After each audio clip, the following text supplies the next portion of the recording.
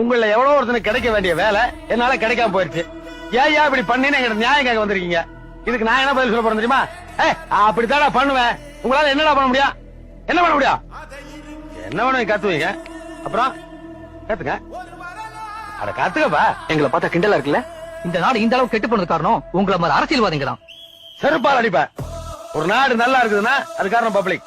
ஒரு நாடு நாசமா போகுதுன்னா அது காரணம் பப்ளிக் தான், அரசியல்வாதி இல்ல. பப்ளிக் என்ன பண்ணுவான்? ஒண்ணுமே பண்ணலையா? அதான் சிக்கல். உனக்கு ஒரு மேட்டர் தெரியுமா? ஒரு பொண்ணை ஒருத்தர் கல்யாணம் பண்ணி கொடுக்கும் போது என்ன யோசிக்கிறோம்?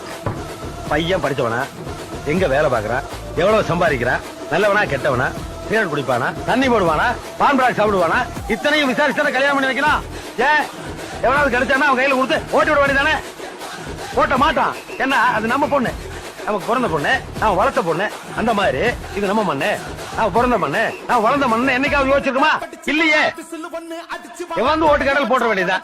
ஆனா ஒரு எம்பி தேர்ந்தெடுக்கும் போது, ஒரு எம்எல்ஏ தேர்ந்தெடுக்கும் போதோ, ஆனா ஒரு பஞ்சாயத்து போர்டு பிரசிடண்ட் தேர்ந்தெடுக்கும் போதோ, ஏன் ஒரு கார்பரேஷன் கவுன்சிலர் தேர்ந்தெடுக்கும் போதோ யோசிச்சிருக்குமா? யோசிக்கிறா. ஒரு பொண்ணை கல்யாணம் பண்ணி கொடுக்கும் போது என்னென்னலாம் யோசிக்குமோ அப்படி யோசிங்கடா. இவ்வளவு ஏன்டா இவ்வளவு நான் கல்யாணம் பண்ணி கூட்டு வந்தேன் கம்பெனில அனுப்பிச்சிருக்கானுடா. இந்த 10 நிமிஷத்துல வண்டி வர அனுப்பணும் பணத்தோட. அவன் யோசிக்கிறான்டா எங்க போகுது, ஹோட்டலுக்கா வீட்டுக்கா, போலீஸ் ரைடு வருமா, அது உண்மையிலேயே எம்எல்ஏ வீடு தானா, அங்க அந்த ஆள் மட்டும் தான் இருப்பானா, வேற யாரோ இருப்பாங்களா? இவ்வளவு யோசிச்சு அனுப்புறா செக்யூரிட்டியோட.